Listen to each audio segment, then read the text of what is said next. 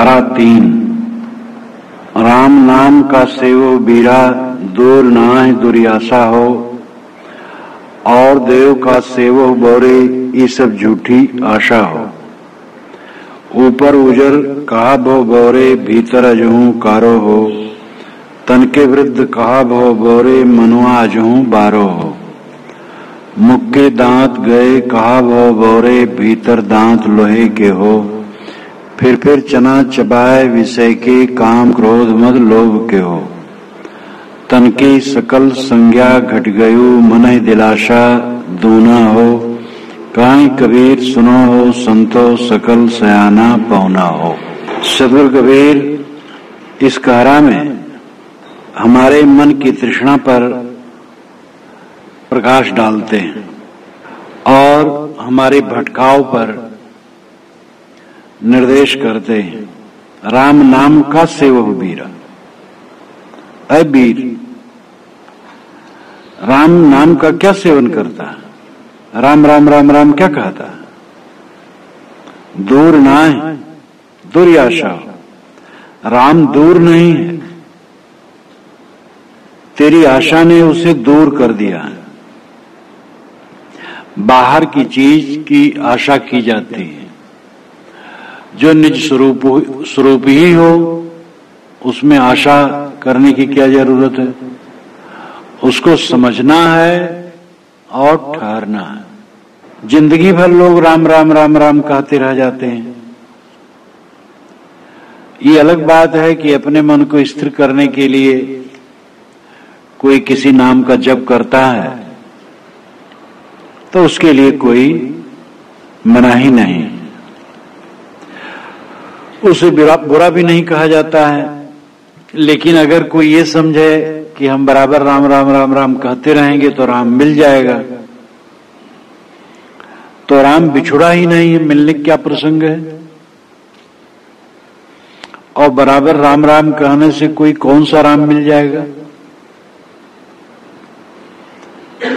इसलिए राम से मिलना नहीं, राम तो नित्य मिला मिलाया निज स्वरूप है। इसलिए राम नाम का रटन करके जो तुम किसी राम को पाना चाहते हो, ये तुम्हारा भ्रम है। तुम्हारा स्वरूप ही राम है, तुम्हारी अंतरात्मा ही राम है। इस चीज को समझो। सदगुरु ने यहां वीरा कह करके संबोधित किया है। तुम वीर हो, श्रेष्ठ हो, मन को जीत सकते हो। कायर क्यों बने हो? रट्टू सुग्गा बंद करके क्यों बैठे? मन को जीतो, वासनाओं को जीतो। और मन वासनाओं को जीत लेने के बाद राम का निरंतर अनुभव होगा। मन में विषय वासनाएं हैं हरदम, तो राम का अनुभव नहीं होता है। मन में एक ही बात तो रहेगी, चाहे राम रहे चाहे काम रहे। काम की निवृत्त हो जाए तो केवल राम रहेगा। दूर ना है दुर्याशा हो, राम दूर नहीं है, तुम्हारी आशा ही दूर हो गई है। और देव का सेवो बोरे, ये सब झूठी आशा हो। राम को छोड़ करके और देव का क्या सेवन करता है? सेवन करने योग्य एक ही देव है, राम। और राम के अलावा किसी देव की जरूरत नहीं। सारे देव काल्पनिक हैं, राम देवता ही सच्चा है। इसलिए और देवों की कल्पना मत करो। जगह जगह मिट्टी पत्थर में सर मत पटको और देवता के चक्कर में न पड़ो। बस एक ही देवता, परम देवता राम है और उसी का सेवन करो। ये सब झूठी आशा हो। राम को छोड़ करके और देवताओं के पीछे पड़ना झूठी आशा में भटक जाना। इसलिए देवता केवल राम है और वह राम तुम्हारा अंतरतम निस्वरूप है। इसलिए न तो रटना है, न खोजना है, न पाने का भ्रम करना है, किंतु नित्य प्राप्त है। बस केवल मन में उसको स्थान मिलना चाहिए। मन में विषय वासनाओं को स्थान है, देहाभिमान को स्थान है, अनेक दुनियादारी भावनाओं को स्थान है, इसलिए उसको स्थान नहीं मिलता है। एक जगह में एक ही वस्तु एक काल में रह सकती है, दो वस्तु नहीं। मन में राम रहे या काम रहे,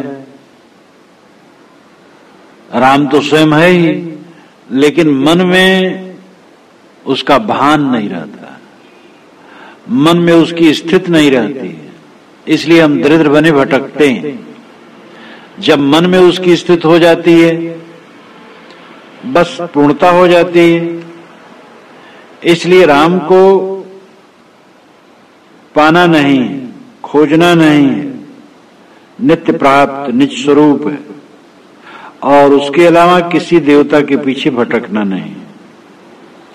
ऊपर उजर कहा भव बोरे भीतर अजहूं कारो। कोई ऊपर उजला उजला कपड़ा पहन ले तो क्या होता है? हे बोरे, हे पगले, ऊपर ऊपर उजला कपड़ा पहन लेने से क्या होता है? भीतर अजहूं कारो, भीतर तो काला है। या ऊपर उजर कहा भव बोरे, ऊपर जो बाल हैं उजले हो गए लेकिन मन काला ही बना है, तो बाल मात्र के उजले होने से काम नहीं बनेगा, मन भी उजला हो। शरीर पकता जाए और मन पकता जाए। आदमी का शरीर तो पकता है और मन कच्चा बना रहता है। शरीर बूढ़ा हो गया लेकिन दुनिया की वासना निवृत्त नहीं हुई। जब तक दुनिया की वासना निवृत्त नहीं होगी, जब तक संसार चित्त से निवृत्त नहीं होगा, शरीर के पकने से काम नहीं बनेगा। शरीर पके और मन पके। पके हुए फल शाखाओं को छोड़ देते हैं, पका हुआ मन संसार को छोड़ देता है। शरीर तो छूटेगा ही, मन जब इसको छोड़ दे तब बहादुरी है। समाधि जो निर्देश किया जाता है समाधि के लिए, वहां चांद नहीं, सूरज नहीं और ये दृश्य प्रकृत नहीं। शशोर रैन सारदी तहां तत्व परलय नहाए। जहां चंद्रमा सूरज नहीं है, शरद इत्यादि ऋतु नहीं है, तत्व प्रलय नहीं है, वह क्या है? निस्वरूप ही तो है। जब समाधि में साधक जाता है और चित्त शून्य हो जाता है तब क्या रहता है? और वही असलियत है जीवन की। और जितना ये बाहर दिखाई देता है, ये असलियत नहीं है। ये उस असलियत को प्राप्त करने के लिए साधन मात्र है। और कहीं अगर यही रोड़ा बन जाए तब तो उल्टा हो गया। प्रकृति भोग और मोक्ष के लिए है, ये सांख्य दर्शन ने कहा है। ये प्रकृति पुरुष के भोग और मोक्ष देने के लिए है। भोग यानी शरीर की यात्रा इस प्रकृति से पूरी करें, खाएं पिए सोएं जागें, शरीर की क्रियाएं संपादित करें, प्रकृति से ही काम लेना चाहिए। और दूसरी बात मोक्ष, इसको देख लें और देख के अपने में लौट आए। प्रकृति बड़ी लज्जालु है, ये नर्तकी है, जीव के सामने, पुरुष के सामने नाचती और रिझाती है। लेकिन जब पुरुष उसको देख लेता है तो वो लज्जा से पर्दे के आड़ में सदा के लिए छिप जाती, फिर कभी दिखाई नहीं देती। ये अलंकारिक भाषा में कहा है सांख्य दर्शन में। यानी ये प्रकृति, ये माया जीव को लुभाती है, लेकिन जीव जब उसे देख लेता है कि निस्सार है, तब जानो उसके सामने से ओझल हो जाती है। तो इस प्रकार ये जो संसार सामने है, इसके संबंध का फल यही है कि हमारे मन का राग मिट जाए, शरीर की यात्रा पूरी कर लें और सब तरफ की वासना निवृत्त हो जाए। यही इस प्रकृति के संबंध का फल है। लेकिन आदमी उल्टा करता है, इसी में चिपक करके बंध जाता है और भवाटवी में भटकता रहता है। साहब कहते हैं ऊपर के बाल उजले होने से काम न बनेगा, भीतर तो आज भी काला बना है मन। तन के वृद्ध का बोरे मनु आज हूं बारो। अय पगले, शरीर के बूढ़ा होने से क्या होता है? मन तो आज भी बालक बना हुआ है। मन आज भी बांसों उछलता है। इच्छाओं और वासनाओं के आग में आदमी निरंतर विदग्ध होता है। तो शरीर बूढ़ा होने से क्या होगा? हमारे अंदर की इच्छाएं निवृत्त हो। उपनिषद में ये बताया गया है कि दुनिया के समस्त सुख एक तरफ रखो और कामनाहत पुरुष का सुख एक तरफ, तो दुनिया का सुख उसके बराबर नहीं। जिसकी कामनाएं निवृत्त हो गई है, जिसने सारी इच्छाओं को छोड़ दिया है, उसके समान कोई सुखी नहीं। ये बड़े सुंदर रूप में विस्तार से कहा गया है।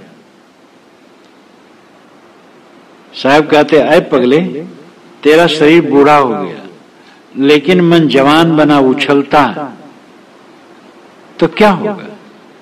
साहब ये बताना चाहते हैं कि सब लोग केवल नाम जपने के चक्कर में पड़े हैं, कोई क्रियाकांड बाह्याचार में पड़े हैं, असली चीज पर ध्यान नहीं देते। जब अंदर का मन है काला बना रहना, बालक बना रहना, यही दुर्भाग्य। मन को शुद्ध करो, मन को बुजुर्ग बनाओ, मन को निष्काम करो, तब राम में विश्राम मिलेगा। मुख के दांत गए कहा भो बोरे, भीतर दांत लोहे के हो। अय पगले, मुख के दांत उखड़ गए लेकिन भीतर में लोहे के दांत लगे हैं। लोहे के दांत है आशा तृष्णा के दांत। लोहे के दांत का मतलब है उसमें ये व्यंजना है कि वो दांत टूटते नहीं, और उसके लिए अर्थ है कि आशा और तृष्णा नहीं मिटती है। तंधर सुखिया काहुन देखा, जो देखा सो दुखिया। पूरे शब्द में साहब ने उसका जो मर्म बताया है वो एक ही बात है, आशा तृष्णा सब घट व्यापी, कोई महल नहीं सोना। आशा और तृष्णा सब घट में व्याप्त है और किसी का हृदय आशा तृष्णा से सूना नहीं, इसीलिए सारा दुख है। दुख की निवृत्ति का मूल यही है कि आशा तृष्णा की निवृत्ति हो जाए। जो नहीं प्राप्त है उसकी आशा होती है, जो प्राप्त है उसकी तृष्णा होती है। आशा और तृष्णा हमारी दैन्यता है, यानी दीनता है, हमारी तुच्छता और नीचता है। आशा और तृष्णा त्याग करके हम महान होंगे, इच्छाओं को जीत करके ही महान होंगे। तो मुख के दांत तो उखड़ गए लेकिन आशा तृष्णा के लोहे जैसे मजबूत दांत लगे हैं। लोहे के दांत भी घिस सकते हैं, टूट सकते हैं, लेकिन आशा तृष्णा के दांत न घिसते हैं न टूटते हैं। अनादि काल से ये दांत बने हैं और अनंत काल के दरमियान में चलते रहेंगे। ये घिसेंगे, टूटेंगे नहीं। इनको तो तोड़ने पर टूटते हैं। विवेक से आशा और तृष्णा के दांत तोड़े जाते हैं, और अगर विवेक से इसको तोड़ दिया जाए तो फिर कोई प्रसंग नहीं है दुख का। तो साहब कहते, आशा और तृष्णा के दांत जो तुम्हारे मजबूत लगे हैं, उन्हीं से फिर चना चबाए विषय के काम क्रोध मद लोभ के हो। विषयों के काम क्रोध मद लोभ के चना बारंबार उसी से चबाते रहते हो। कितनी समर्थ शक्ति थी सदगुरु कबीर की, कितना उनमें कहने का, सोचने का बल था, अपनी बातों को व्यक्त करने की कितनी क्षमता थी। तत्व ग्रहणी शक्ति, तत्व धारणा शक्ति, कल्पना शक्ति, अभिव्यक्ति शक्ति, ये सभी शक्तियां सब में नहीं आती। कितने लोग तो धारण ही नहीं कर पाते, सुनते हैं, दुनिया को देखते हैं, पढ़ते हैं, धारण नहीं कर पाते हैं। और तत्वग्राहणी शक्ति, तत्व धारणा शक्ति, कल्पना शक्ति, अभिव्यक्ति शक्ति। तत्वग्राहणी शक्ति नहीं ज्ञान को ग्रहण कर लेना, पकड़ लेना और उसके पश्चात धारण कर लेना, वो स्मृत में रहे, और फिर उसके पश्चात कल्पना से उसका विकास कर लेना। प्रगल्भ शक्ति जिसमें होती है, प्रगल्भता होती है, विस्तार से सोचने की शक्ति जिसमें होती है, वो कल्पना शक्ति। कल्पना शक्ति संपन्न व्यक्ति थोड़ी सी बात को लेकर के और बहुत सी सामग्री इकट्ठा कर लेता है मन में। और अभिव्यक्ति शक्ति, प्रकट कर देना, उसको व्याख्यात्मक ढंग से विवरण दे करके प्रकट कर देना। इन चारों शक्तियों का जहां एकत्रीकरण होता है वहीं प्रतिभा कही जाती है। बुद्धिस्तात्काल की गेया मत रागामि गोचरा, बुद्धिर नौनो उन्मेष शालिनी प्रतिभोच्यते। तात्कालिक विषयों का ज्ञान होना बुद्धि का लक्षण है। बुद्धिस्तात्काल की गेया मत रागामि गोचरा, और आगामी विषयों का ज्ञान होना मत का लक्षण है।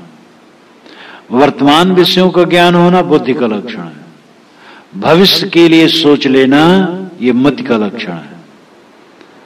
और बुद्धिर नौनो उन्मेष शालिनी, जब बुद्धि में नए नए उन्मेष होते हैं, नए नए अनुभव होते हैं, प्रतिभोच्यते, इसको प्रतिभा कही जाती है।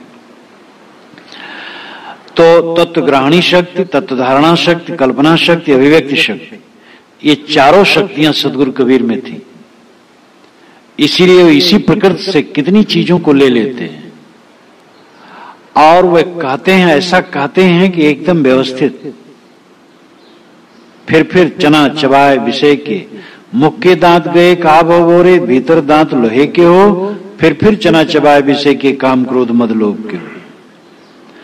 तन की सकल संज्ञा घट गयो, मन ही दिलासा दूना हो। काहे कबीर सुनो संतो सकल सयाना पहुना हो। साहब कहते शरीर की सारी संज्ञाएं घट गई, लेकिन मन की दिलाशाएं दूनी है। संज्ञा का अर्थ यहां चेतना, होश। संज्ञा का अर्थ नाम भी होता है, संज्ञा और क्रिया, नाम और क्रिया। जैसे खाना, खाना संज्ञा भी और क्रिया भी है, और रोटी केवल संज्ञा है, क्रिया नहीं। खाना खाए तो खाना का मतलब है दाल भात रोटी सब्जी, जो कुछ भी खाद्य चीज है सबको मिलाकर उसको खाना कहते हैं। तो ये संज्ञा है। और खाना यानी चबाना, निगलना, इसको भी कहते हैं क्रिया है। तो इस प्रकार संज्ञा नाम को कहते हैं, लेकिन यहां संज्ञा का अर्थ है चेतना। संज्ञा का अर्थ चेतना भी है।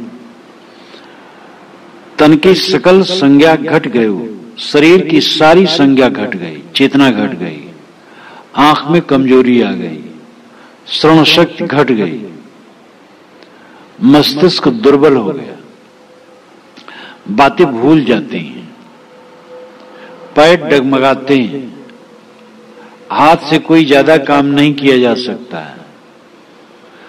शरीर की सारी संज्ञा घट गई है, लेकिन मन ही दिलासा तू ना हो। मन की दिलासा दुगनी बढ़ गई है। मन उछल रहा है आकाश में। काहे कबीर सुनो संतो सकल सयाना पहुना हो। साहब कहते हैं संतो सुनो, सारे सयाने पहुने के समान है। सयाना नाम बुद्धिमान, चालाक। अपने को लोग चालाक मानते हैं, बुद्धिमान मानते हैं। दुनियादारी की चीजों में, दुनियादारी के कामों में अपने को निपुण मानकर बहुत ऊंचा मानते हैं अपने को। लेकिन साहब कहते हैं ये सब पहुना है। पहुना आता है और जाता है। पहुना कोई निर्माण नहीं करता है। पहुनाई करने जब जाता है किसी के घर, चाहे 2 दिन रहे चाहे 15 दिन रहे, वहां क्या करता है? खाता है, बैठा रहता है, गप मारता है, इधर उधर घूमता है, कोई निर्माण नहीं करता। तो ऐसे आदमी आया इस जीवन में और व्यर्थ की क्रिया करके चला गया। क्या उसने पाया? जो लोग समझते हैं हमने इतनी उन्नत कर ली, क्या उन्नत कर ली? माटी गोबर की उन्नत कर ली, कुछ भूखंड ले लिया और कुछ ईंटें और पत्थर रोड़े जोड़ करके एक भिट्टा बना लिया, एक धूप मिट्टी का बना लिया जिसको लोग मकान कहते हैं। कुछ मनुष्यों को बटोर लिया जो हाड़ चाम के ढांचे हैं, कुछ पत्थर कागज के टुकड़े बटोर लिया जिसको धन कहते हैं। हल्ला गुल्ला कीचड़ पानी में पड़ा रहा जीवन भर गर्दा गुब्बार में और समझा मैंने उन्नत कर ली। क्या उन्नत कर ली? दुनिया का कूड़ा कबाड़ बटोरा, यही उन्नत किया। दिमाग से कूड़ा कबाड़ निकला नहीं, उन्नत कहां हुई? उन्नत तो तब है शूर रैन सारदी तहां तत्व पर लेना है, तहां के बिछड़े बहु कल्प बीते भूमि परे भुलाए, साध संगत खोज देखो बहुर न उलट समाए। सफल वह हुआ कि उस स्थान में पहुंच गया जहां सूरज और चांद नहीं है, तत्व प्रलय नहीं है, कोई ऋतु नहीं है, जहां के बिछुड़ने से, जहां से बिछड़े हमारा बहुत कल्प बीत गया, अनाद काल का समय बीत गया और इस भूमि में भटक गए हैं।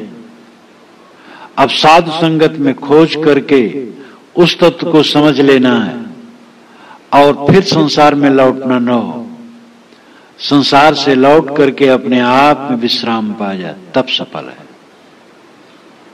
संतो कबहु न निज घर आए, ऐ संतो तुम कभी अपने घर में नहीं आए, बाहर भटकते रहे, विदेश फॉरेन, विदेश विदेश विदेश, हरदम विदेश। हम देखते हैं, सुनते हैं, चीखते हैं, छूते हैं, सोचते हैं, सब विदेश है और सब हमें काटने वाला है, पीड़ा देने वाला है, लाभ देने वाला कुछ नहीं। लाभ तो हमारा तब है जब हम विदेश से स्वदेश में लौट आए, अपने स्वरूप में लौट आए। ये बाहर का कौन है मेरा, किसका कौन है? एक भ्रांति।